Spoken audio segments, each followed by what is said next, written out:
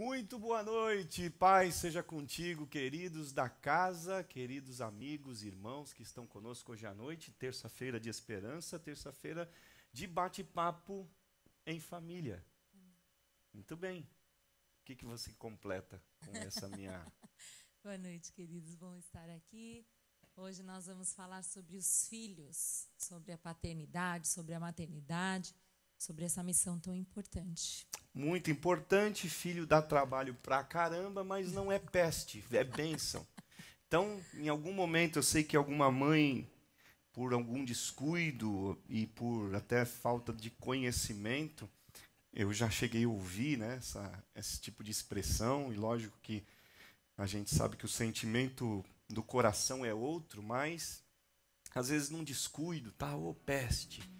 E a gente vai falar também sobre esses detalhes que na criação é importante a gente entender que esse tipo de palavra pode ser muito pejorativo. Eu quero já pedir para Ioná fazer essa oração e bendizer a Deus pela tua vida, por vocês que estão aqui conosco presencialmente, pela vida de cada um de nós que estamos na presença de Deus hoje.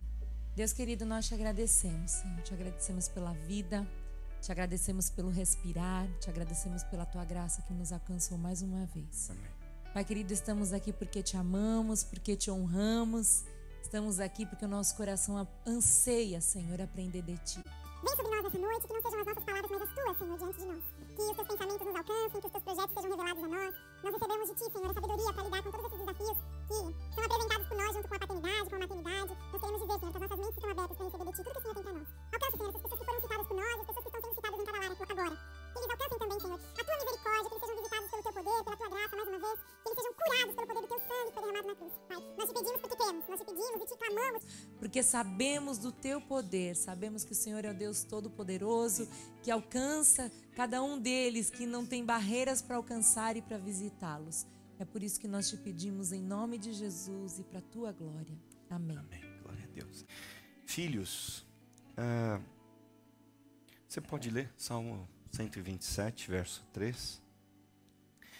A gente começa lendo a Bíblia, é a nossa base toda para qualquer meditação, para qualquer referência, pois as instruções de hoje, elas são do coração de Deus para o teu coração. Você pode, muitas vezes, até ter formações seculares sobre família ou qualquer área que esteja relacionada ao comportamento humano, antropologia, enfim. Mas esse tempo a gente entende que ele vai além daquilo que se aprende na cátedra, se aprende nas faculdades, nas universidades, porque é um tempo em que a inspiração do Senhor e do Espírito Santo é quem nos conduz a gente entender o que a palavra diz, o que a Bíblia fala para a nossa família nesse tempo. Amém. Diz assim, Salmo 127, 3. Os filhos são herança do Senhor, uma recompensa que Ele dá. Muito bem. Então, tá aí já a resposta. Não são pestes, são herança, né? Então, ele pode ser bagunceiro, pode ser hiperativo, né? Pode ser um menino ou uma menina assim, super, ultra agitado e falador, ou, enfim. Mas eles são a herança do Senhor. E a gente acompanha, né? Graças a Deus, eu não precisei viver isso ainda, mas a gente acompanha pessoas que perderam, por exemplo, seus pais e recebem heranças. Não é porque está ganho, não é porque existe lá e tal, que não há coisas para serem ajustadas. Então, até os que herdam fortunas precisam e têm trabalho com aquela herança. Então, é a mesma coisa, você diz assim, mas meu filho está dando trabalho, esse não deve ser herança do Senhor. Não, é herança. É que a herança, ela dá trabalho, você precisa fazer toda uma administração, é partilha, é custas que existem numa divisão de heranças. Também, depois que a pessoa tem já a parte dela da herança, ela também tem que saber administrar para não perder, tem que dar o devido valor, né? Então, e inclusive a gente precisa tomar muito cuidado nessa referência bíblica, olhar com isso com um olhar de muito cuidado, porque existe até um jargão secular que fala de herança, né? Diz que o jargão diz assim: pai rico, filho nobre, neto pobre.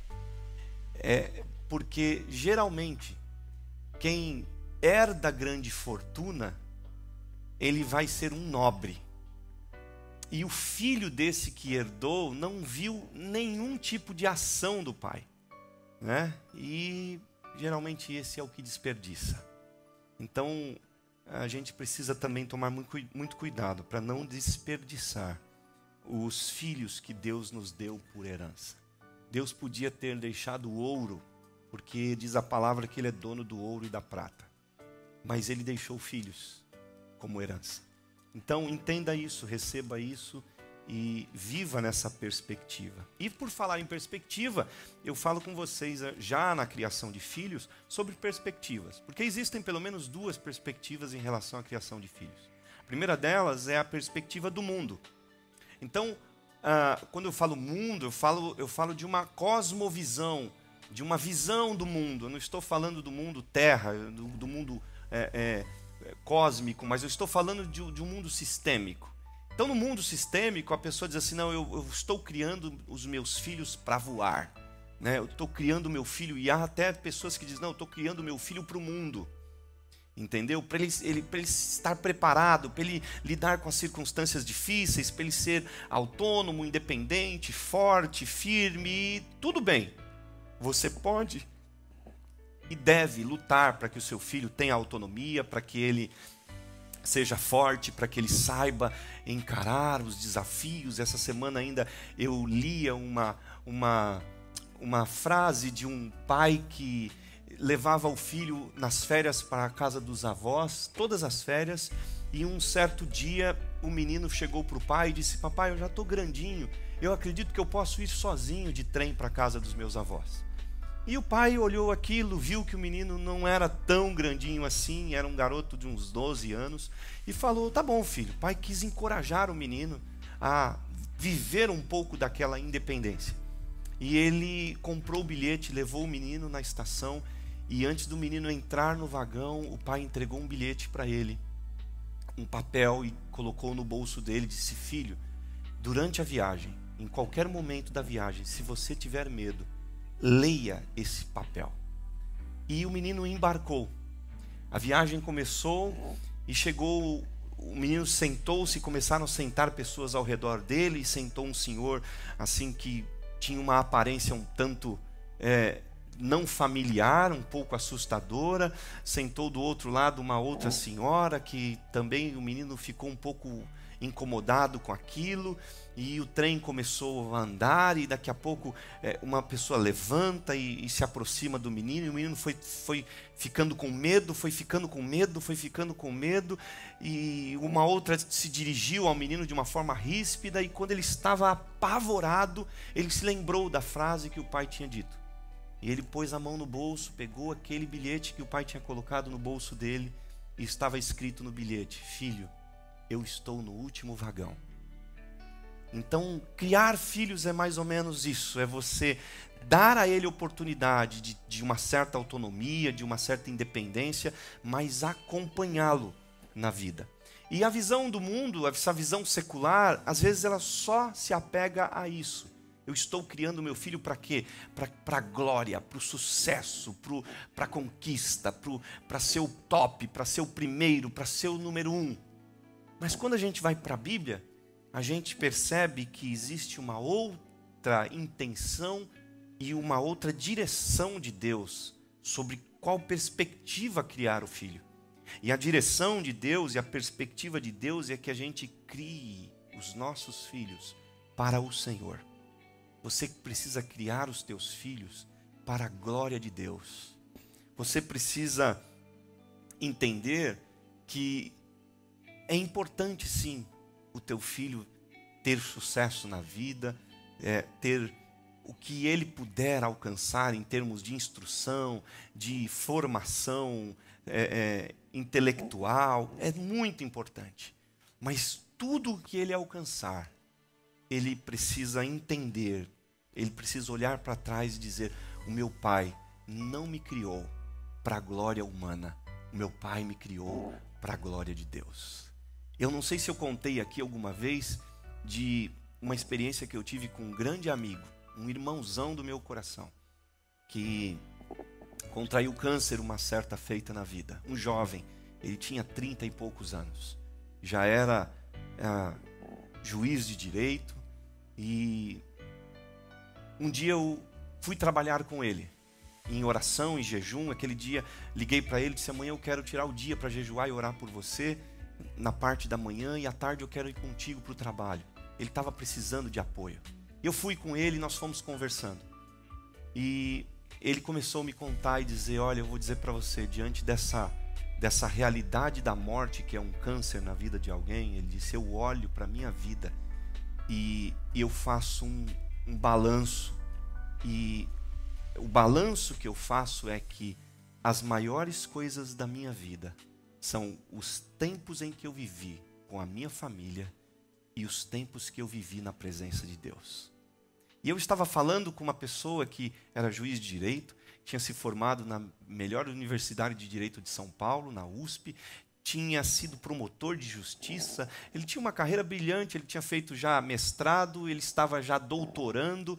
No meio do seu doutorado ele estava vivendo aquilo, cheio de títulos, cheio de glória humana, mas ele diz assim: o que eu tenho de mais maravilhoso na vida não é a minha profissão, não é a carreira, não são os meus títulos, não são os meus diplomas, mas foram os tempos em que eu estive na presença de Deus, foram as mensagens que eu preguei, foram os meus tempos com a família. Isso é o que eu mais valorizo. E eu pensei, quando eu ouvi aquilo, eu disse: está aí, um pai que criou um filho da forma certa, porque ele viu o filho voar, ele viu o filho crescer, mas lá na grandeza do filho, o filho olha para trás e disse: sabe o que é que me vale? O que me vale é a glória, é a presença de Deus. O que me vale são as pessoas que Deus me deu para amar, as pessoas que Deus colocou do meu lado. Então, entenda que a visão e a perspectiva de Deus é que você cria o filho para a glória de Deus. Nós precisamos entender também que existe uma questão de responsabilidades. E no tocante a responsabilidades, às vezes se fala muito, né, da mãe. A mãe, né, responsável, porque então sobra muito para a mãe, né? Eu acho que é uma coisa que a gente precisa falar aqui. Acaba que o mundo e a sociedade acaba deixando isso muito mais próximo da mãe, e a cobrança para a mãe. Na verdade, a gente entende pela Bíblia que não. Isso é um papel que deve ser compartilhado, né? E a herança é uma coisa muito linda. Você vê que quando era para abençoar o filho ou amaldiçoar, era o pai. Quando era para dar um nome, eu falei isso domingo aqui, né? Quando a criança nascia, antes de receber o nome, ele era apresentado ao pai. Para o pai recebê-lo ou não, adotá-lo ou não. Então isso é muito importante, a gente saber que essa responsabilidade, de acordo com a Bíblia, essa responsabilidade é dos dois, é de ambos, e o pai precisa muito assumir esse papel. E nós discutíamos isso hoje à tarde, né? Porque eu disse: mas é que na visão bíblica, o judaísmo, ele era, de certa forma, pelo menos hoje no nosso mundo, machista, né? Haviam muitos traços de machismo no judaísmo, e a gente tem que entender que os judeus foram criados nessa ótica. Mas a Ioná me lembrou uma coisa interessante. Quando Deus foi falar acerca dos filhos do sacerdote Eli, Ofni e Finéias, que tinham sido homens ímpios, o que é que Deus fez? Deus não chamou a mãe de Ofni e Finéias. Deus chamou Eli. Deus repreendeu Eli por Eli ter sido um pai permissivo, por Eli ter sido um pai que secundarizou o que ele deveria ter priorizado. Então, responsabilidades, a gente entende que à luz da Bíblia são mútuas. A responsabilidade são na mesma dimensão, tanto do homem quanto da mulher, principalmente nesse mundo moderno, onde a mulher também sai para o trabalho, onde a maioria das mulheres estão fora, e quando é o contrário, até entende-se que a mulher vai acabar naturalmente fazendo mais. Lógico que ela está o dia inteiro com a criança, mas fora isso, a responsabilidade é mútua. E quando o pai chega em casa, ele não pode dizer assim, ó, esse não é meu papel, viu? Que o meu papel eu já cumpri lá. O ideal é que ele entenda, né?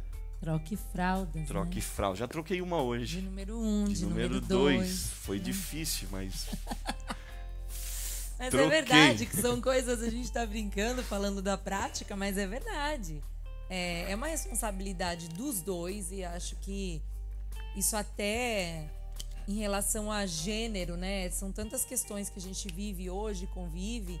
Essa figura do pai é importantíssima, tanto para o menino quanto para a menina. Porque às vezes a pessoa pensa assim, não, a figura do pai é importante para o menino e a figura da mãe é importante para a menina. Não, as duas figuras são importantes para os dois, né? Os dois gêneros. Então isso é uma coisa que a gente tem que realmente investir, se preocupar e tomar como responsabilidade, né? Missão e desafio, né? Missão. Eu acho que a maior missão de todos nós aqui na Terra é essa, né? Às vezes a gente pensa que é só a mãe, como nós falamos, mas não, o pai e a mãe. Essa é a missão maior e é também o maior desafio, né? Porque essa responsabilidade que a paternidade, a maternidade traz, ela é uma responsabilidade não só humana, mas é uma responsabilidade espiritual, né? Porque, como a gente falou agora, os filhos são do Senhor. Os filhos, eles são confiados a nós. O Senhor confia, nos dá como presente, mas nós precisamos cuidar deles como entrega ao Senhor, né? Como oferta ao Senhor. Então não é só uma responsabilidade física, uma responsabilidade de provisão, de sustento, mas é uma responsabilidade espiritual e diante de Deus, né? Então nós precisamos entender isso, entender essa missão, saber da nossa missão e nos comprometer com essa missão todos os dias, né? E a casa é como um laboratório de aprendizagem, né?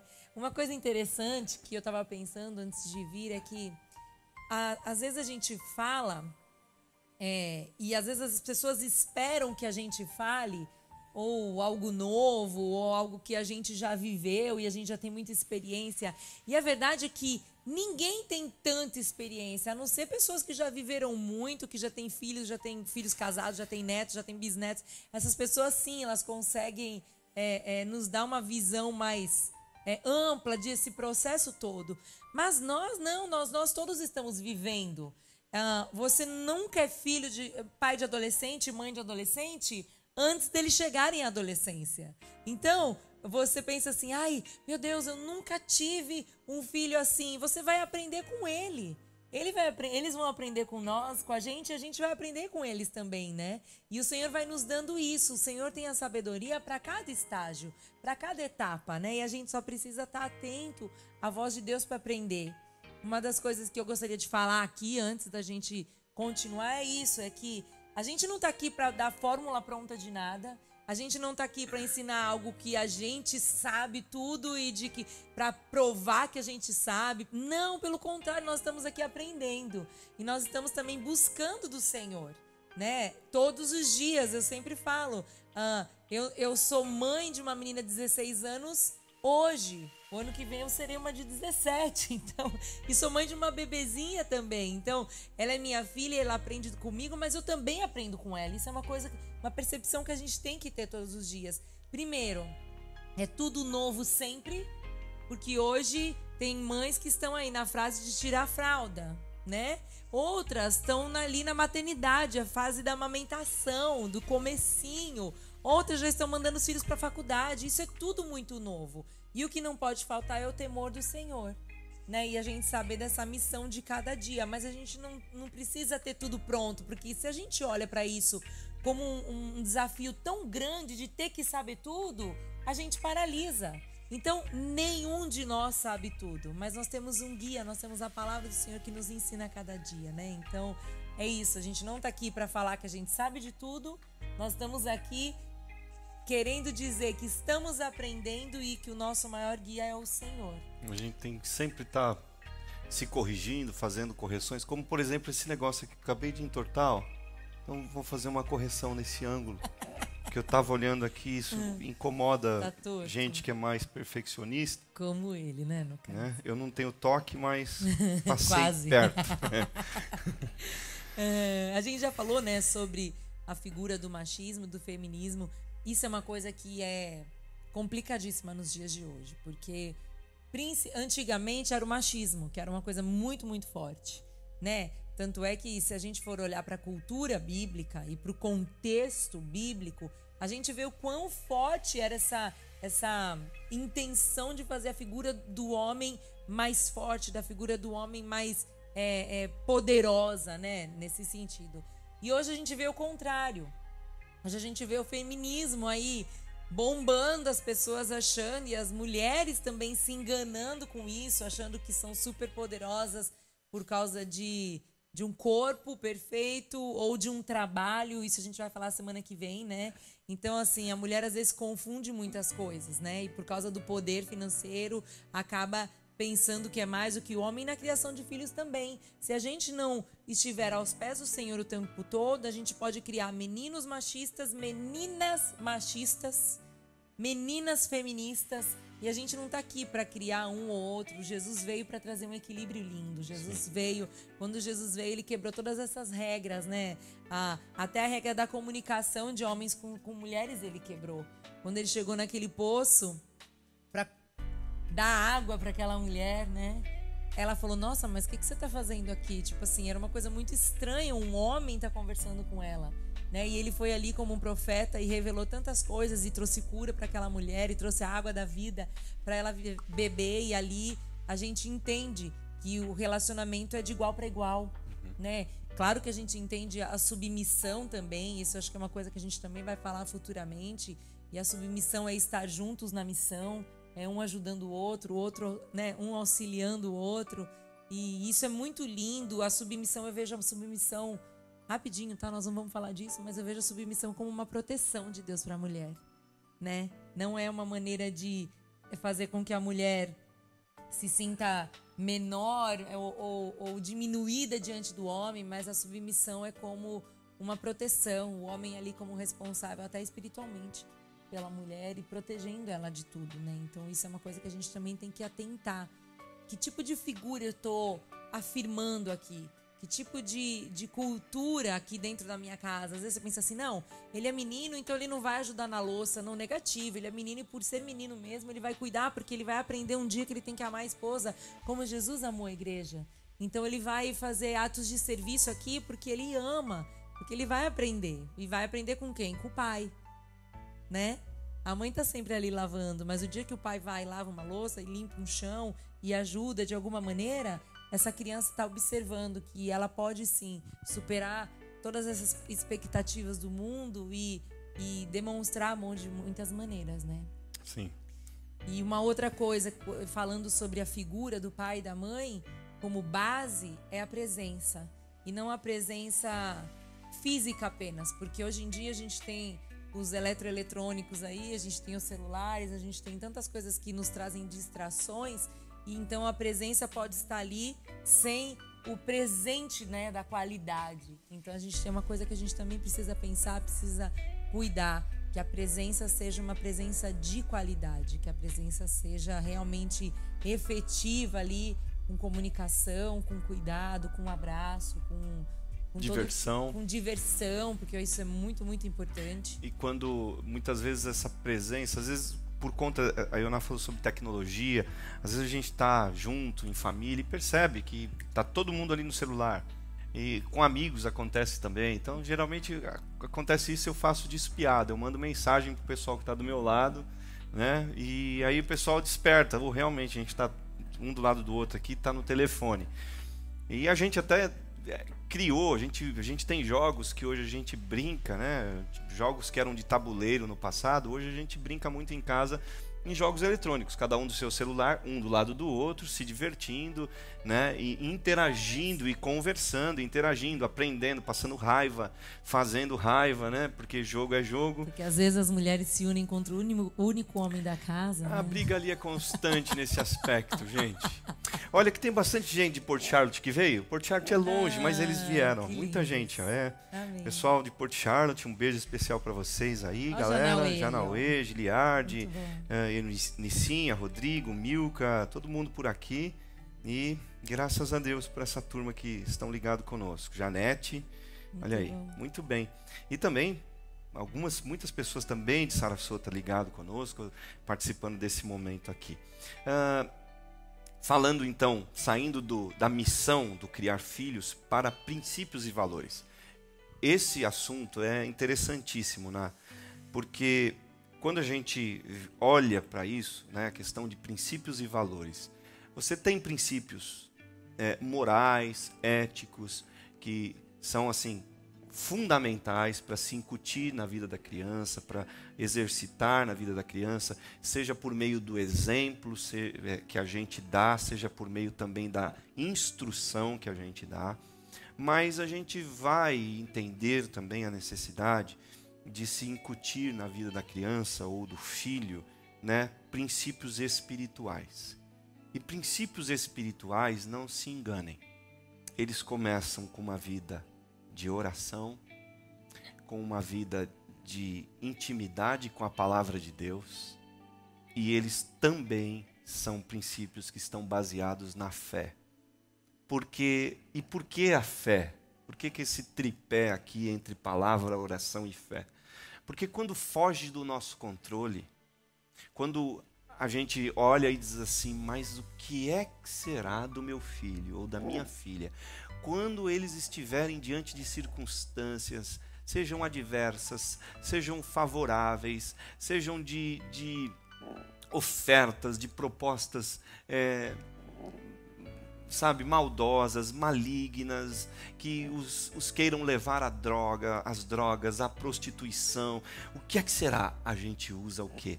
A gente entende que a fé em Jesus, de um Jesus que cuida, estará, sim, sendo a garantia do cuidado com os nossos filhos. Mas não adianta ter só fé se a gente não trabalhou oração e palavra. Não adianta crer se não existe nada, se eles estão vazios. E sabe qual que é a minha preocupação hoje, enquanto eu estava escrevendo isso aqui, coisas que eu tinha já conversado com a Ioná, algumas coisas que a Ioná me trouxe, eu parei nesse tópico aqui, porque nós somos uma geração que está tentada a não fazer nem o básico. Nós somos essa geração. Então, assim, a gente tem tanta coisa para incutir na vida do filho, mas na área espiritual, falando aqui do espiritual, tá? Porque às vezes no físico é fácil, a gente trabalha um pouco mais, compra o tênis que ele quer, compra o carro que ele quer, compra, sabe? E a gente supre. Mas no espiritual, nós estamos vivendo diante de uma geração que está tentada a não fazer nem o básico. Tá? Os tempos são de dificuldades hoje para a gente vir no culto. Que dirá para a gente sentar e incutir valores espirituais na vida dos filhos na nossa casa? Por que eu digo que é mais difícil na sua casa? Porque no culto está pronto. Você não precisa estudar a Bíblia para ensinar para o teu filho. Aqui está pronto.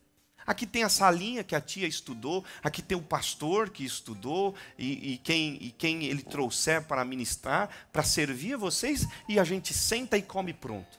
E a gente está vendo uma geração que nem o pronto está conseguindo buscar, absorver. Que dirá se você tiver que preparar, se você tiver que estudar a Bíblia para poder trazer alguma coisa espiritual para o teu filho? Se você tiver que parar uns 15 minutos para fazer um devocional na tua casa. Então, essa é a minha preocupação, esse é o meu questionamento. Essa, na verdade, é uma coisa que se perdeu, né? Antigamente, todo mundo fazia culto no lar, né? Cultinho doméstico, a gente Gostando da tua disso. calma, que eu já estava aqui me exprimindo a minha voz, aí você vem e fala assim, eu já relaxo de novo. Então é isso, a gente perdeu isso, né? os pais chegam, às vezes, tão cansados, tão exauridos com tantas coisas desse mundo, trabalho e tudo mais, e não tem esse tempo, né, de devocional. Às vezes nem, na verdade, os pais nem fazem devocionais, os pais nem veem os filhos fazendo devocional. Isso é muito triste, isso é muito ruim, isso é muito prejudicial para a família, né? Uma das coisas que marcou muito a minha infância, e marcou a sua também, que eu sei, foi ver as nossas mães de joelhos. Demais. Aliás, hoje é aniversário da minha mãe. Parabéns pra minha mãe. Dá parabéns pra sua sogra. Graças a Deus você não se chama Esperança. Olha só, vai estragar todo o clima. Não, eu falava isso antigamente, agora não falo mais. Então tá bom. Hoje ele fez uma mensagem linda pra ela lá no grupo que a da Esperança família. é a última que morre, então... Eu vou postar a mensagem bonitinha que você fez, de verdade. Eu fiz uma declaração muito bonita pra minha sogra e foi de coração. É o que ela é e é o que eu sinto. E aí, quantas vezes, né? Aliás, todos os dias nós víamos nossos pais, nossas mães de joelhos, orando, né? Na hora de acordar, na hora de deitar. Quantos cultos domésticos, cultinhos que a gente vivia. E eu tenho certeza que hoje os nossos pais colhem, né, os frutos dessas sementes que foram lançadas nas nossas vidas no mundo espiritual. E não só por falar, mas principalmente por fazer, por ver, né, pelas coisas que nós víamos acontecer. Vocês estão com Bíblia aí em casa? No celular, perto de vocês? Eu quero ler 4 versos com vocês da Bíblia, para a gente fundamentar esse ponto dos princípios e valores espirituais. Olha o que diz Deuteronômio capítulo 6, verso 6. Que todas essas palavras que hoje lhe ordeno, Deus falando com Moisés, estejam em seu coração. E Moisés falando com a nação de Israel. Ensine-as com persistência a seus filhos. Converse sobre elas enquanto estiver sentado em casa, quando estiver andando pelo caminho, quando se deitar e quando se levantar. Então, você fala assim: princípios espirituais na vida dos meus filhos. É simples, é fácil, eu lido de qualquer jeito. Não, Deus está dizendo para uma nação, gente, que era extremamente fechada, que não absorvia culturas estranhas, externas. Eles não tinham a conexão que a gente tem hoje.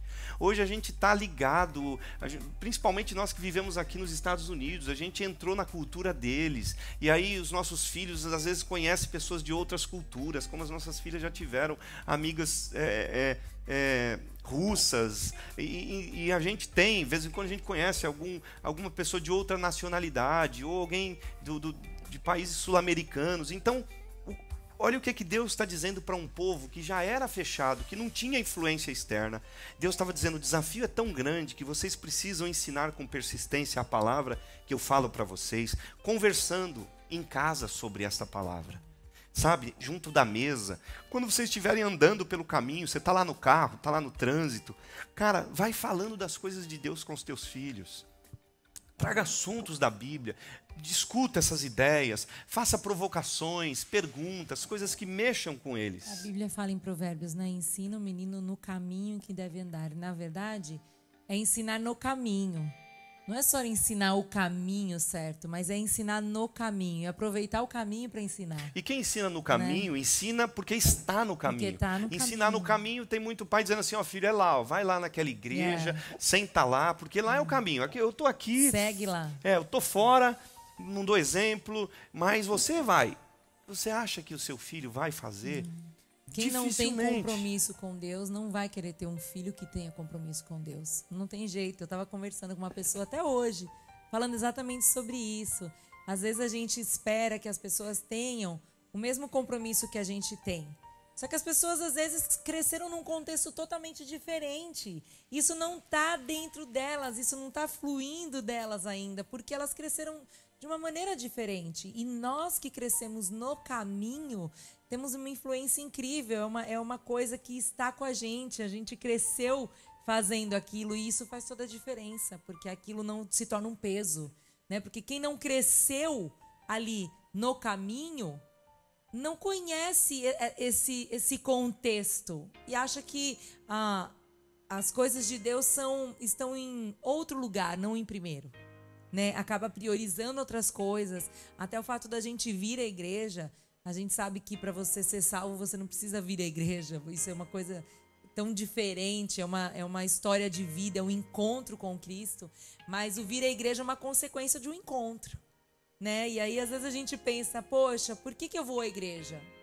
Eu vou à igreja porque eu quero compartilhar minha fé, porque eu quero adorar junto, porque eu quero ali compartilhar os momentos na presença de Deus, adorar juntos e tal. E os nossos filhos, eles vão aprender a fazer isso se eles verem a gente fazendo. Sim. E aí nós já convivemos com muita gente, assim, já infelizmente presenciamos pessoas que não foram firmes nesse propósito de servir a Deus. E chega lá na frente, o filho toma decisões erradas, porque tem um momento da vida que a gente não toma mais a decisão pelo filho.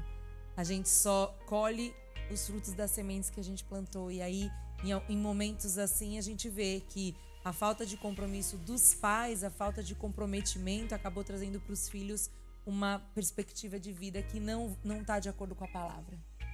Né? Isso é muito triste. Então, sentado em casa, andando no caminho, ao se deitar e ao se levantar. Sempre falando de Deus. Mandei um beijo para sua mãe e para seu pai aqui.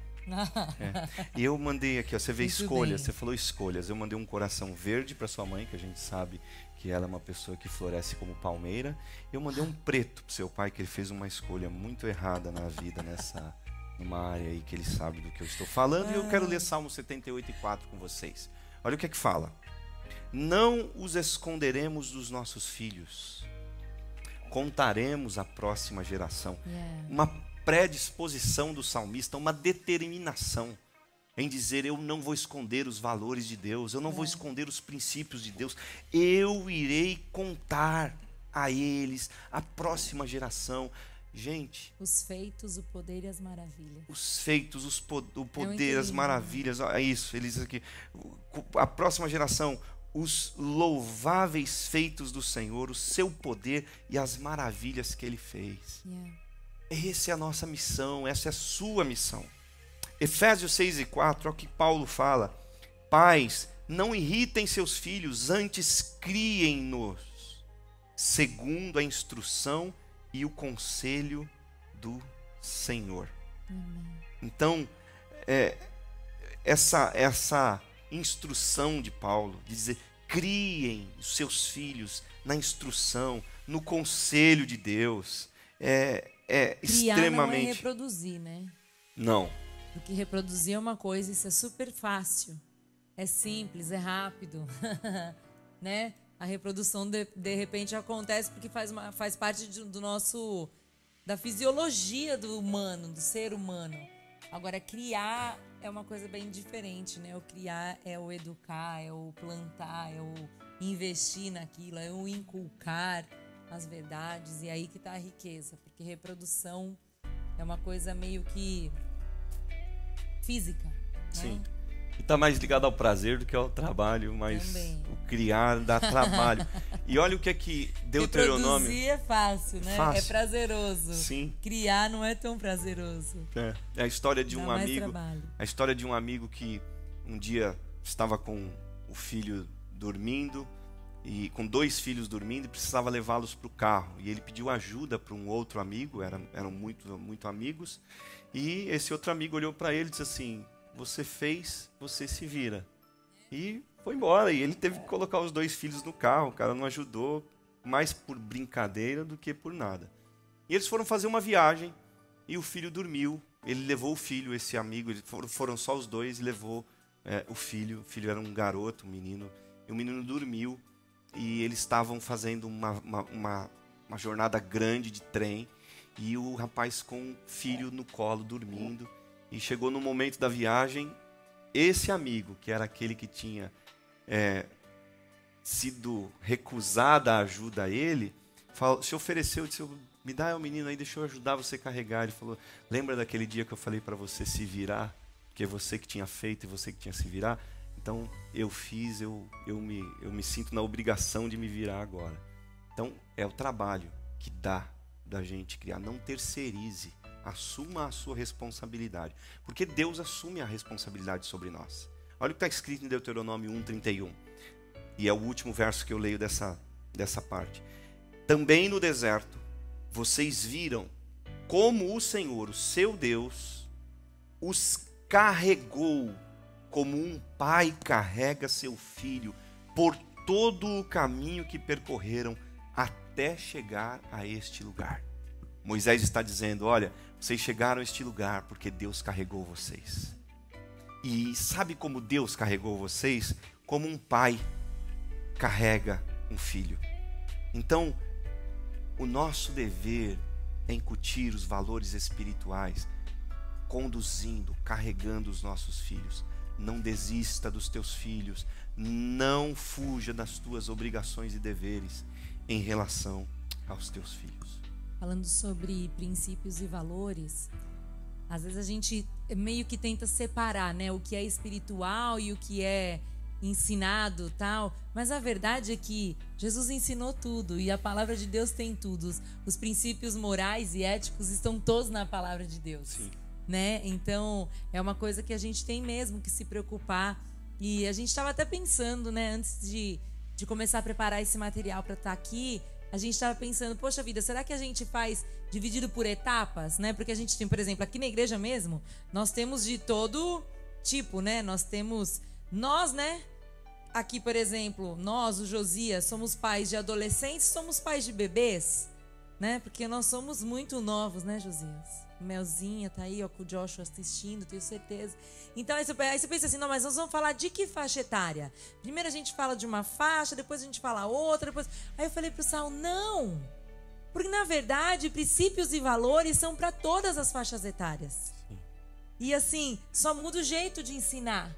Mas a verdade é que a gente sempre tem todas as ferramentas na palavra de Deus para qualquer idade, para qualquer faixa etária, porque a palavra de Deus é rica. Às vezes as pessoas dizem assim, filho não vem com manual. E eu discordo disso. Filho vem sim com manual. E é a palavra de Deus. Porque quem nos presenteou com o filho nos deixou o manual. Sim. Né? Quem nos presenteou com a família e com o casamento, nos deixou o manual para o casamento também. É que a verdade é que às vezes a gente não busca. Os tempos podem ser distintos, os desafios distintos, mas a base é a palavra. Os princípios são os mesmos, os valores são os mesmos para todo tipo de faixa etária. Então, e quais são, né, esses princípios, esses valores? Primeiro, o amor incondicional. Foi o amor incondicional que Jesus trouxe para nós, o modelo que o Senhor nos trouxe, o modelo que o Senhor nos dá. A verdade, as pessoas pensam, mas onde eu vou encontrar esses princípios e valores? Onde está? Está na palavra. Está tudo na palavra. Porque o amor incondicional, por exemplo, foi o Senhor que nos ensinou. Aliás, Ele nos oferece esse amor incondicional todos os dias. A gente vive desse amor, a gente vive dessa graça. Perdão. O ensinamento do perdão dentro de casa vem de onde?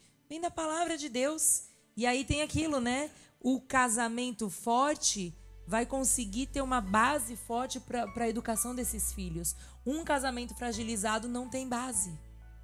Um casamento fragilizado, ele não tem estrutura para oferecer para essas crianças. As crianças que convivem com casamentos que são frágeis vão também ter a educação deles fragilizada em todos os sentidos. Né? Então, o perdão aí é uma coisa importantíssima da gente falar. Da gente pensar, eu perdoo meu marido? Os meus filhos me vêm pedindo perdão para minha esposa? Isso é uma coisa que acontece lá em casa. Quando a gente acaba entristecendo um ao outro, a gente tem esse costume de pedir perdão um ao outro na frente das meninas.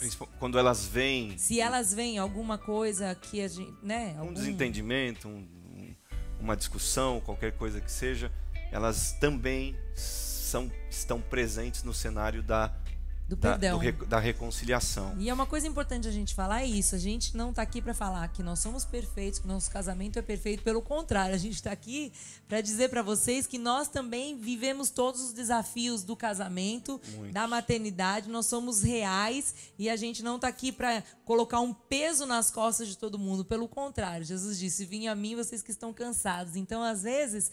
A pessoa está cansada de um relacionamento, está cansada na criação de filho. A gente está aqui para falar que a gente também está nesse barco, que a gente também está buscando do Senhor todas essas ferramentas para viver o melhor de Deus, porque vida abundante é isso. Vida abundante é viver o melhor de Deus em todos os sentidos. E começa aí, começa no casamento, começa na criação dos filhos e tudo mais, né? Então lá em casa tem sim, em alguns momentos, discussões. Claro que a gente não tem gritaria, não tem xingamentos, a gente não vive isso, mas você discordar do teu marido, discordar da tua esposa é uma coisa natural, é uma coisa que acaba acontecendo. As nossas filhas brigam também, elas também precisam ser corrigidas, a gente também corrige elas em relação a celular, a gente também fica em cima delas para tudo. Então assim, a gente não está aqui como modelo de perfeição, nós estamos aqui como modelo de busca da verdade, de busca de santificação no nosso casamento, no nosso relacionamento, de busca de mais do Senhor, de mais entendimento, de mais sabedoria em todos os sentidos. Eu acho que isso é importante a gente falar. E não só a importância do pedir o perdão, mas a gente tem que se exercitar também em ceder o perdão. E quando a pessoa vem pedir, eu já vi muita gente reter perdão. Dizer, não vou perdoar e fecha o coração. Isso traz um dano enorme, porque a pessoa que pediu, que veio se reconciliar, a parte dela ela fez. Agora, quando você retém, o problema vai se tornar muito maior, muito mais danoso. E os teus filhos estão vendo quanto você é capaz, tanto de pedir quanto de ceder. Se a pessoa pediu, perdoe. Porque o ato de se arrepender, de se pedir um perdão, uma desculpa, já é difícil para a gente. Então, quando a pessoa faz isso, é porque ela realmente quer mudar. Outra coisa, outro princípio, outro valor, o serviço. O ato de serviço, a mordomia, né? A gente fala tanto sobre isso. E a mordomia, ela é o oposto do egoísmo. Porque às vezes as pessoas estão ali no relacionamento querendo sempre ter para si. E a mordomia é o contrário, é ceder, é dar, é servir. E isso foi Jesus que nos ensinou. Outra coisa, o senso de missão e propósito. A criança tem que saber para que ela veio. Ela tem que saber que ela foi criada para a glória de Deus. Ela tem que saber que ela foi criada para receber uma revelação da glória de Deus, que ela vive para isso. Mas a criança só vai aprender isso se nós também vivermos para isso. Se nós estivermos firmes e tivermos conscientes da nossa missão, do nosso papel. Respeito, uma coisa importantíssima, um valor, um princípio importantíssimo para ser tratado dentro de casa, o respeito, a honra. E eu estava pensando sobre honra e obediência, elas são coisas totalmente diferentes, porque às vezes a obediência ela acontece por conta de uma pressão, por conta de um medo, por conta de algo que aquela criança teme passar. Então ela teme um castigo, ela teme alguma coisa, ela teme uma opressão, uma coisa, e aí ela te obedece. A honra é diferente. É claro que a obediência está ligada à honra, mas honra e obediência são coisas diferentes, que os nossos filhos saibam e aprendam a nos honrar. Mas a honra também só acontece a partir do exemplo. Porque a obediência, ela pode ser feita a partir de algo que você pediu, que você verbalizou. Eu quero que seja assim. A honra vai acontecer a partir de uma admiração. Porque quando a gente vê que aquela pessoa está realmente vivendo o que ela prega, agindo como ela fala, né? Aí sim tem a diferença e tem a honra. Eu tenho certeza que nós honramos nossos pais hoje porque nós recebemos deles não só palavras e exemplo. Eu acho que isso é importante a gente também colocar. Honestidade, integridade, responsabilidade. Gente, responsabilidade é uma coisa tão séria. E às vezes a gente não para pensar. E aí a gente está vendo jovens aí crescendo sem responsabilidade nenhuma. E nós, às vezes, por querer proteger os filhos, a gente acaba não deixando que eles desenvolvam isso. E eles precisam desenvolver essa responsabilidade, a responsabilidade com as coisas, responsabilidade com a casa, responsabilidade um com o outro. A gente sabe que no princípio lá das Escrituras, Deus perguntou, cadê teu irmão? E o outro disse, mas por acaso eu sou responsável por ele? Se Deus perguntou é porque ele era.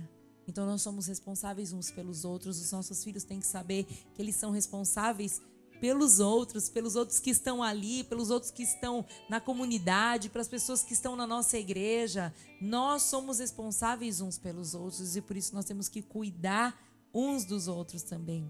Como eu já falei, o exemplo também, né? O ensino pelo exemplo, porque todos esses princípios e todos esses valores que a gente citou aqui, se eles forem só verbalizados, eles não vão ter influência nenhuma sobre os nossos filhos.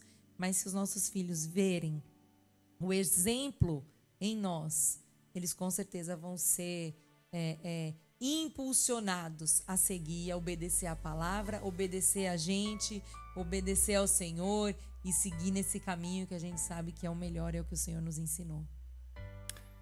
Muito bem, e obediência ao Senhor, sobretudo, palavra. Érica Santana mandando um beijo pra gente aqui. Deus abençoe, Érica. Salva essa live. A gente vai salvar, a gente também vai subir ela pro YouTube. Daqui pra semana que vem isso já vai estar disponível. Beijo pro Nelinho, meu primo, pastor lá no interior de São Paulo. Paulo Júnior também, do Paraná. A Raquel Regina, Bruno, ela tá sempre aqui. Raquel ela Regina. Ela tá sempre aqui, eu nem a direto conheço, não de conhecer. De BH, a terra do pão de queijo. Muito querida. É isso aí, Raquel. A gente já te ama, Raquel, de longe. Um dia a gente chega aí para comer um pão de queijo contigo, tomar um café com leite, coisa que brasileiro gosta. E ela vem também, se Deus quiser. E ela vem sim. Disciplina. Disciplina é um modelo de Deus pro povo, né? Tem muita gente que pensa que a disciplina é algo ruim. E não, porque disciplina tanto fala de padrão, quanto fala também de disciplina no aspecto da correção, né? E Deus estabelece o seu modelo disciplinar para a gente, para o homem. Deus faz algumas observações do que eles deveriam evitar, do que eles deveriam... E a maioria das coisas que Deus trabalhou no Antigo Testamento, por exemplo, quando a gente vê, eram disciplinas que Deus estava conduzindo o homem a viver para que ele fosse mais saudável, para que ele vivesse mais. Numa época, por exemplo, em que não tinha refrigerador, Deus proíbe o povo comer carne de porco. Por quê? Porque haveria um grande problema de contaminação, porque é uma carne com muito mais bactérias.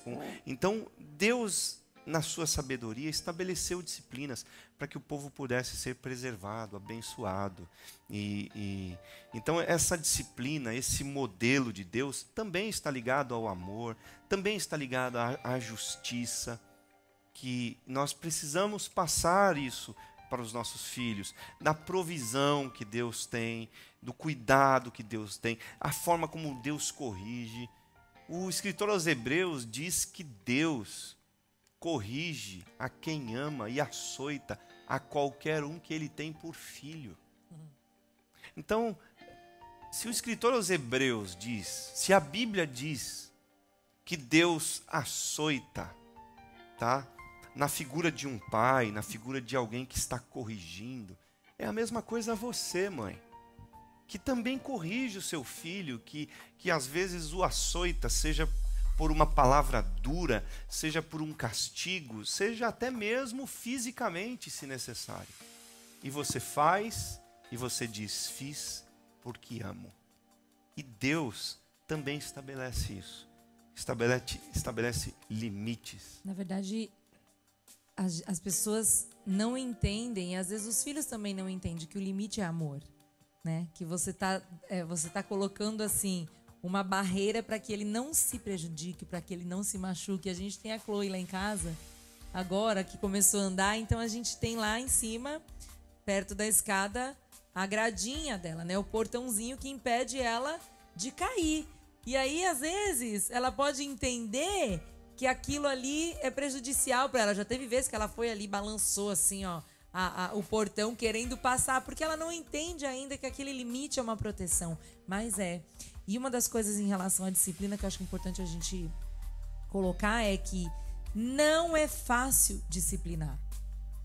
Não. Disciplinar não é fácil, porque a verdade, nós queremos o quê? Abraçar, nós queremos beijar, nós queremos cuidar, nós queremos agradar o nosso filho. Então, às vezes é mais fácil fingir que não tá vendo, certo tipo de comportamento, para quê? Para não ter estresse, para não se estressar, para não ter mais trabalho, porque corrigir vai dar mais trabalho, porque você vai fazer uma correção, aquela criança não vai gostar no início, e a Bíblia também fala isso, que a correção no início não parece de gozo, né? Mas ela traz um fruto de bênção. Então, às vezes, realmente não é prazeroso para o pai disciplinar, corrigir e exortar aquela criança, mas é uma necessidade que está ligada à nossa responsabilidade como pais. Então é importante a gente falar isso também. A correção, né? Essa correção que traz proteção, eu quero só fazer aqui abrir um parênteses para falar de uma experiência que eu tive outro dia com um pai, e ele me dizia o seguinte, ele disse, a escola estabeleceu uma punição para o meu filho, e eu estabeleci uma também. Aí ele me disse uma coisa que eu fiquei assim, pirado no que ele falou. Porque ele falou, se a escola que não tem relação nenhuma de amor, que não tem responsabilidade nenhuma fora dos portões dela, puniu o meu filho para ajudá-lo a crescer, ele falou, que dirá eu? Então eu decidi que também vou puni-lo em casa. Na mesma proporção que a escola puniu, eu estou punindo também, pastor. No mesmo tempo, a escola puniu com determinado tempo de dias, e eu estou punindo com o mesmo determinado tempo de dias. Eu falei, uau. Na verdade, o pai que devia estar ensinando a escola, né? Isso é muito complicado. Não, é um exemplo maravilhoso. Foi bom porque em algum momento ele entendeu a responsabilidade dele. Mas isso acontece muito. A gente que cuida da educação, que lida com tudo isso, a gente vê o quanto os pais jogam muitas vezes para a escola, terceirizam para a escola, para o daycare, para seja o que for, a responsabilidade de educar. E o sistema de educação, ele não é responsável por isso, né? Esses princípios e esses valores têm que vir de casa, né? E você vê como as coisas muitas vezes estão invertidas nesse sentido.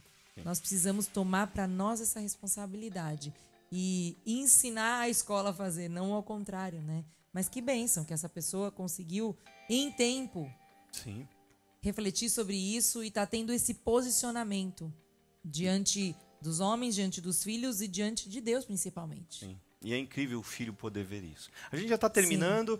Rapidinho. Deixa eu mandar um beijo para minha tia, Vanderleia Viana. Ela está falando lá de Matinhos, está falando de longe. Matinhos, litoral de Curitiba. Beijo, tia, que lugar legal. Né? Beijo, tia. Te amamos. E comunicação. Bom, comunicação é uma coisa super, super importante. Como é no relacionamento, né? Aliás, quando a gente vai falar sobre relação de pais e filhos, muita coisa, ela também está ligada ao relacionamento, né? Ao casamento, à construção dessa família. E a comunicação é uma coisa muito, muito importante, que expressa os sentimentos, expressa as emoções mutuamente, né? Do pai para o filho, do filho para o pai, a mãe, tudo isso envolvido. E a falta do diálogo, a falta da comunicação é algo que traz muito problema para o relacionamento de pais e filhos. Muito. Eu conheço pessoas assim que não tiveram... como é que eu vou dizer? Base, não tiveram modelos de amor por conta da falta de comunicação, por conta da falta de diálogo. Inclusive, isso é uma coisa importantíssima de a gente falar, que o diálogo entre pai e mãe, esse relacionamento do pai com a mãe, da mãe com a criança, do pai com a criança, tem tudo a ver com o nosso relacionamento com Deus. A criança vai colocar na cabecinha dela que o relacionamento com Deus é parecido com o relacionamento que ele teve com o pai e com a mãe. Então, quanto mais íntimos nós formos dos nossos filhos, mais íntimos eles serão do Senhor. É uma riqueza muito grande. Tem muita gente reclamando do distanciamento social, sem perceber que ele provoca distanciamento emocional. Sem dúvida. Né? Sem dúvida. Com o filho, no caso. E essa falta de comunicação, ela de comunicação não só de palavra, mas a comunicação num todo, né? Provoca um muro, um afastamento. E aí a gente acaba criando uma barreira nesse relacionamento que vai trazer lá na frente problemas, né? Às vezes as pessoas vão aí nutrindo tantos problemas emocionais, tantos né? E acabando acabam tendo tantos traumas, tantas coisas que lá na frente vão refletir na vida deles como solteiros e, sem dúvida, nos relacionamentos seguintes. Então, a falta de comunicação e todas essas coisas que a gente falou também são coisas geracionais que vão, querendo ou não, trazer consequência para as próximas gerações. Então isso é muito sério. E quando tem comunicação por meio de palavras, mas não tem a comunicação por meio de uma linguagem adequada à faixa etária? Aí é outro problema, né? Porque às vezes a gente pensa que a gente vai falar com a criança pequenininha do mesmo jeito que a gente fala com o adolescente. Às vezes as meninas fazem isso em casa. A Chloe vai fazer alguma coisa e elas falam: Chloe, você não pode fazer isso, e falando com ela como se ela fosse um adulto. E aí eu falo: não, tem que falar do jeitinho dela, você tem que agachar, você tem que ir ali, ó, tá olho com aquela criança, falando com ela, na linguagem que ela vai entender, né, corrigindo na linguagem certa também. Isso é importantíssimo a gente falar. Existem maneiras de falar para cada faixa etária, e do mesmo jeito que você se comunica com aquela criança para outras coisas, para comidinha, para brincadeira, para tudo, é dessa maneira que você vai se comunicar com ela para as outras coisas e para correção também. Tem que ser uma coisa em uma linguagem que seja totalmente entendida, acessível a essa criança, né? E uma coisa importante quando a gente fala sobre palavras é a gente pensar sobre as palavras lançadas sobre os nossos filhos. As nossas palavras têm poder. O mundo foi criado através da palavra e o Senhor nos deu isso. Nós somos semelhantes ao Senhor nesse sentido também. As nossas palavras têm poder. E muitas vezes nós pecamos por palavras que nós falamos, que elas não são adequadas, não são as palavras de Deus para os nossos filhos, porque essa é uma preocupação que a gente tem que ter. As palavras que eu estou trazendo e lançando sobre os meus filhos, elas são as palavras de Deus sobre os meus filhos? Ou elas são as palavras do inimigo contra os meus filhos?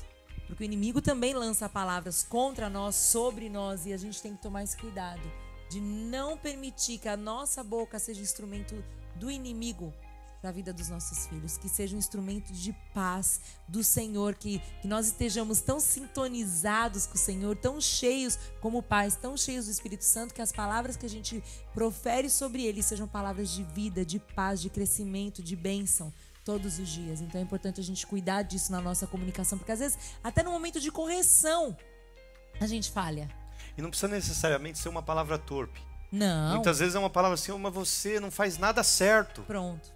Então, assim, porque existe uma fase, né? A fase, por exemplo, do adolescente, que o corpo dele está crescendo e ele começa a perder a dimensão de que está crescendo. E ele derruba isso, ele derruba aquilo e joga no chão. Você e às vezes era um que derrubava tudo. Derrubei demais as coisas. E ainda faço arte de vez em quando derruba, por aí. Não tá mais adolescente. Esses dias gente, eu quebrei uma casinha dela que a gente trouxe de uma viagem. Ela ficou uma arara. Contei sabe? até 10, orei. Então, então, assim, isso pode se tornar um trauma na vida de uma criança, um bloqueio, sabe? Ele fala assim: pô, peraí, eu não faço nada certo.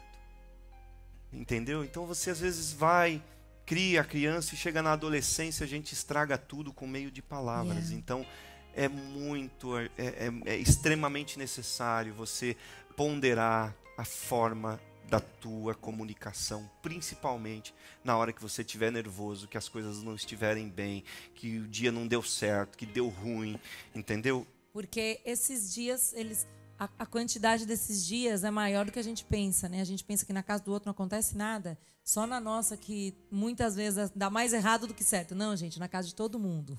Os desafios são de todos. Uma coisa importante também da gente falar são em relação às cobranças que a gente faz. E as expectativas que a gente tem em relação aos nossos filhos, né? O pai foi bom de futebol na adolescência, na juventude, o filho é ruim, é um perna de pau. Aí o pai olha pro filho e fala: ai, meu, você tem que jogar, você tem que jogar.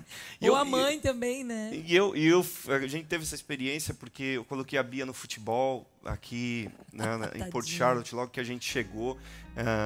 A prefeitura tem esse trabalho de incentivo e tal. E eu ia para a beira do campo e fui na expectativa. Falei: ela é brasileira, ela tem que jogar bem. Eu não fui um mau jogador, eu jogava razoavelmente bem. Então, assim, não era um craque, mas eu não ficava devendo, eu não era deixado no banco. E eu ficava na beira do campo. E a mãe dela também jogou futebol na faculdade. A mãe dela jogou futebol.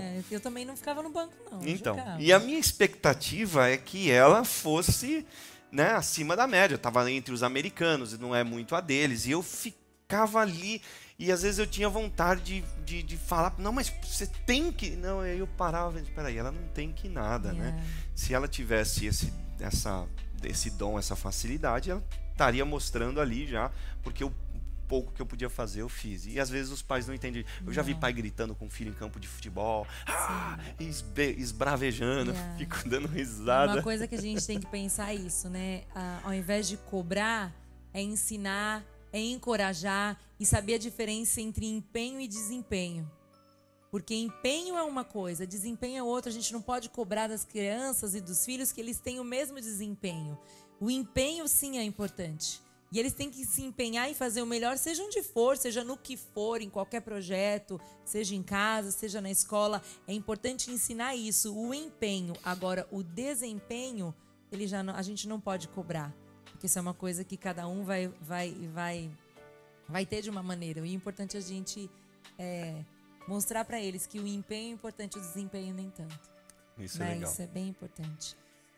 Não vai dar pra gente falar muito sobre isso aqui. É um problema que a gente está vivendo hoje, questão dos eletrônicos, os perigos que os eletrônicos causam.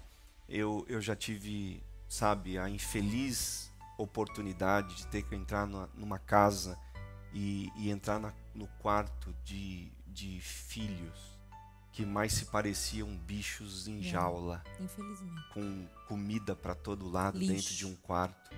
E a pessoa sem sair do quarto. E começou com o pai comprando o computador de última geração, colocando naquele quarto e permitindo que o filho entrasse ali e ficasse o resto do dia.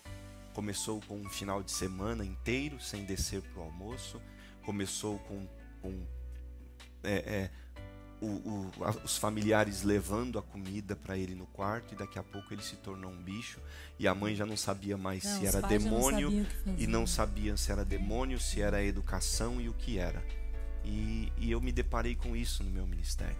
Fui, orei, tentei um diálogo, uma aproximação, mas eu percebi que era tarde demais para uma ação pastoral e que só os pais poderiam reverter aquilo. E foi o que eu fiz. Virei para eles quando saí do quarto e disse: isso na verdade nunca deveria ter fugido da mão de vocês, mas isso também não é sinal de que não possa voltar para a mão de vocês. Sim. E mas infelizmente, depende muito do posicionamento dos pais, né? Muito. Uma coisa que uma particularidade nossa lá em casa é que as meninas sempre pediram para ter televisão no quarto. Não, desde pequenas, né? Antes de nós nos mudarmos pra cá. Não, mas a gente tem que ter televisão no quarto. Eu falava, não. E não vai ter. Até hoje elas não têm televisão no quarto.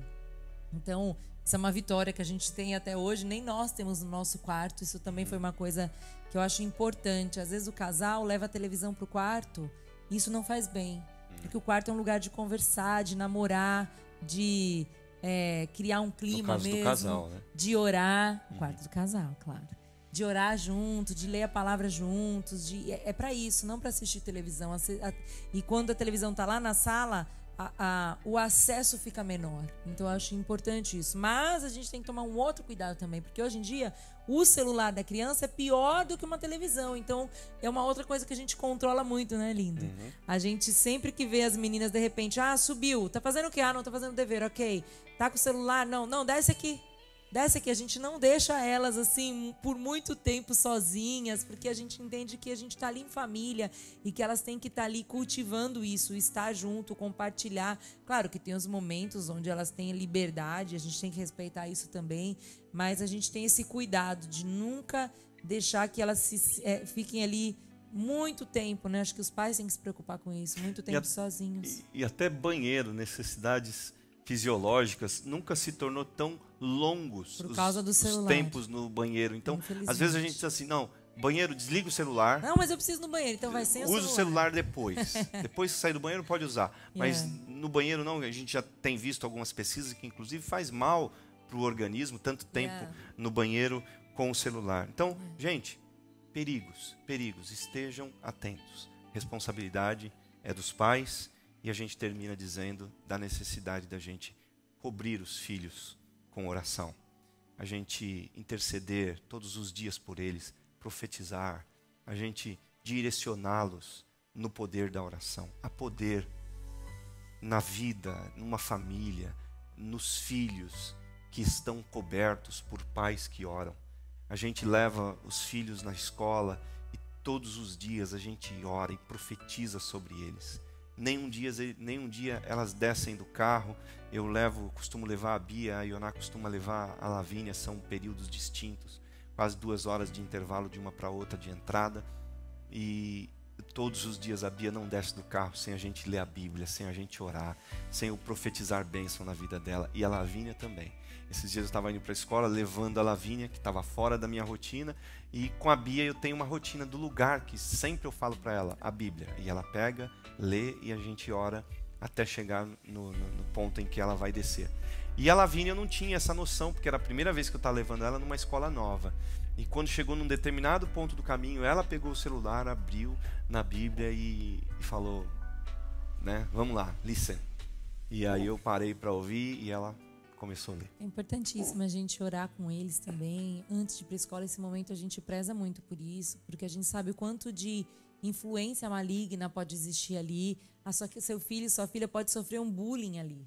Ele pode ser atacado pelo inimigo de uma maneira que você nem imagina. Então a gente ora nesse sentido também, cobrindo os nossos filhos de oração, cobrindo eles com a proteção do Senhor, dando segurança para eles também. Esse ano foi diferente, porque as meninas ficaram 1 ano estudando online e agora elas voltaram para a escola presencialmente. E o primeiro dia ela vinha e falou, mãe, eu tô com medo, porque o meu primeiro dia era middle school, era uma coisa totalmente nova para ela, teria que sair de sala em sala e tal. E eu orei com ela ali no carro, orei pedindo que o Senhor preparasse pessoas que a ajudassem, que, né, que acolhessem ela e tal. E foi muito lindo, porque quando ela voltou, ela falou, nossa, mãe, foi muito legal, porque umas 3 pessoas me ajudaram muito, foram super nice, que ela fala, né, comigo, e me ajudaram, uma me levou até a porta da sala e tal. Eu falei, tá vendo, filhinha? É a oração que a gente faz, o Senhor prepara pessoas, prepara os anjos para estarem ao nosso redor e tudo mais, então isso é muito lindo. Queria só ler um versículo para a gente terminar, Deuteronômio 4, 10. Diz assim, lembre-se do dia que vocês estiveram diante do Senhor, o seu Deus, em Horebe, quando o Senhor me disse, reúna o povo diante de mim para ouvir as minhas palavras, a fim de que aprendam a me temer enquanto viverem sobre a terra, e as ensinem a seus filhos. Reúnam o povo. A gente pensa, né, nesse negócio de vir à igreja. Por que vir à igreja? Por que eu não vou? Por que eu vou? Vou ficar em casa. Reúna. Isso aqui é mandamento do Senhor para o povo de Israel. E isso serve para nós também. Reúna o povo diante de mim para ouvir as minhas palavras, a fim de que aprendam a me temer e a viver, temer enquanto viverem na terra, e ensinem aos seus filhos. Os seus filhos, quando vêm à igreja e se reúnem para ouvir a palavra de Deus, eles estão sendo edificados para ensinar, para viver aqui no temor do Senhor e ensinar os filhos também. E nutridos espiritualmente. Isso é muito lindo. É o caso e a história de uma pessoa que chegou para um outro que estava inclusive dizendo para ele, poxa, faz tempo que eu não te vejo na igreja, faz tempo que eu não vejo você cultuar. E ele disse, não, eu deixei de ir na igreja porque eu concluí que é uma bobagem esse negócio de ir à igreja. E a pessoa falou para ele, mas por que você concluiu? Que conclusão? E quais são os indícios dessa conclusão? Ele disse, não, é porque eu comecei a pensar que eu vou todos os domingos, por anos na minha vida na igreja. Fui por todos os domingos, por anos, de semana, fui por anos na minha igreja. E a verdade é que eu nunca lembro do sermão da última semana. E aí aquele sujeito que estava ouvindo disse, é por isso que você não vai à igreja? Porque você não consegue se lembrar dos sermões? Você acha que... E ele disse, então para mim o que o pastor pregou todo esse tempo foi inútil. E a pessoa que estava ouvindo ele disse, mas vem cá, você se lembra da comida que você comeu segunda-feira retrasada? Ele disse, não. Ele disse, por que você não se lembra do prato que você comeu segunda retrasada? Não foi importante para a tua nutrição, para a tua sobrevivência, para a tua subsistência? E ele disse, claro que foi.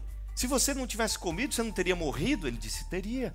Ele disse, então assim é a palavra de Deus. São os momentos congregacionais são os cultos. Quando a gente vem, não é que a gente vai lembrar, nem eu que prego lembro dos últimos sermões que eu ministrei, mas que nós somos nutridos, que nós somos abençoados, que nós recebemos um alimento para mais um tempo. Nós recebemos todas as vezes que a gente se encontra na presença de Deus.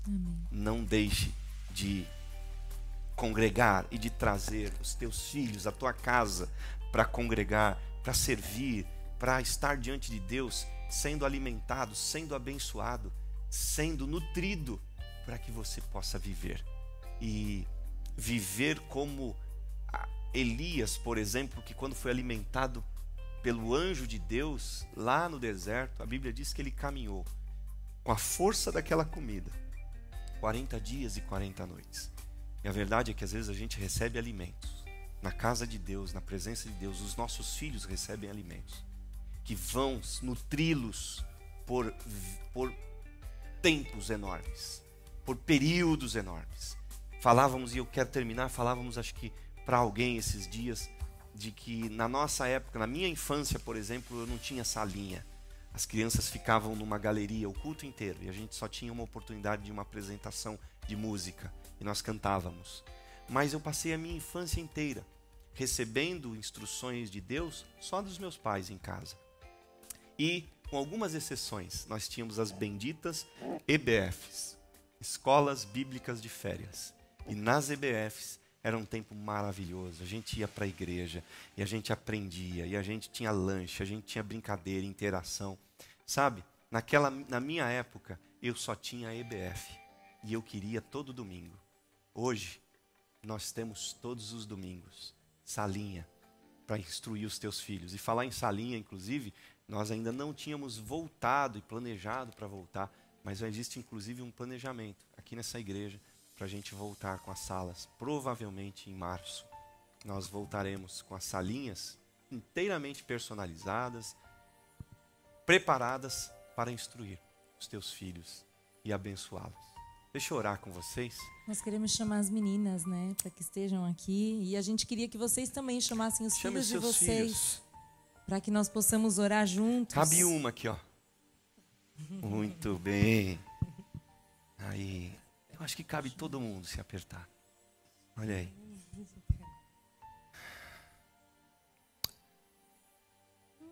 Boa noite. Como ela só sabe falar bom dia, tem que falar bom dia até de noite. Fala bom dia. Gente, eu não sei se você está aí com seus filhos, você tem a oportunidade de estar com eles, mas é importante, se você puder, vá até eles. Vá lá no quarto, ou chame eles na sala aí onde você estiver, e vamos orar juntos, porque hoje à noite é uma noite de uma instrução de bênção para a vida da família, para a vida dos filhos. Se você está sofrendo com indecisões, não sabendo como lidar com situações difíceis na sua casa, Deus tem uma resposta. Jesus é a resposta. Busque socorro.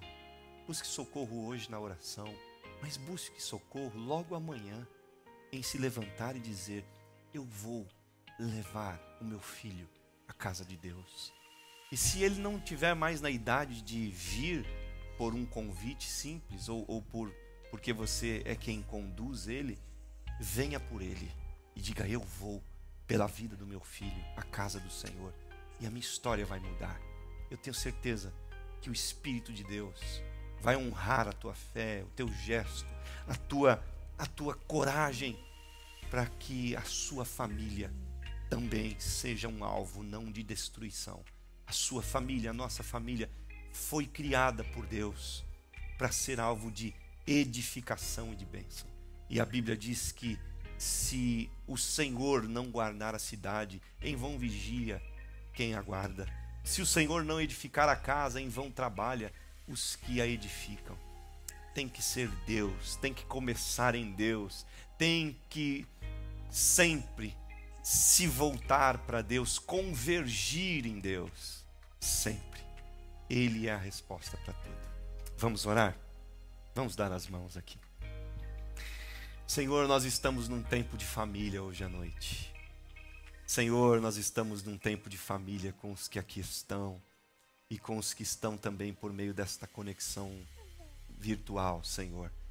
E nós queremos, Pai, como ministros do Senhor, abençoar, Senhor, as famílias que estão unidas nesta noite. E também os que não podem estar assim de mãos dadas conosco, porque estão com os filhos de alguma forma distantes. Da mesma forma, honre a fé dos teus filhos, Senhor, e abençoe as famílias de cada um. Eu ministro bênção sobre as minhas filhas e declaro que elas são a tua herança preciosa, e é uma herança que não se perderá, é uma herança que será guardada, Senhor, no cofre forte da tua palavra, que será protegida, Senhor, pelos anjos do Senhor, que são soldados, ó Deus, em nossa defesa, que serão, ó Deus, elas impulsionadas e conduzidas pelo teu Espírito Santo, que é o Senhor e condutor das nossas vidas.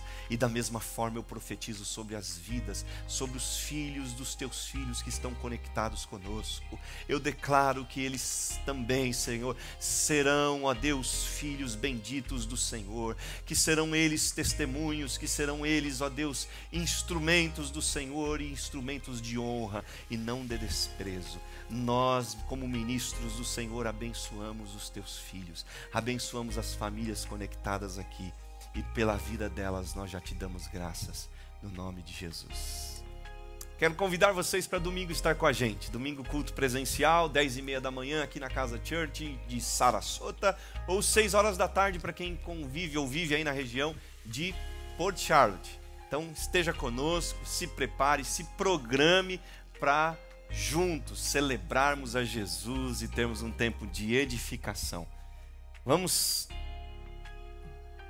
declarar, né, e dizer a vocês, um prazer nosso de estar aqui. Meninas, querem falar alguma coisa? Nem um tchau? Muito bem. Elas são tímidas.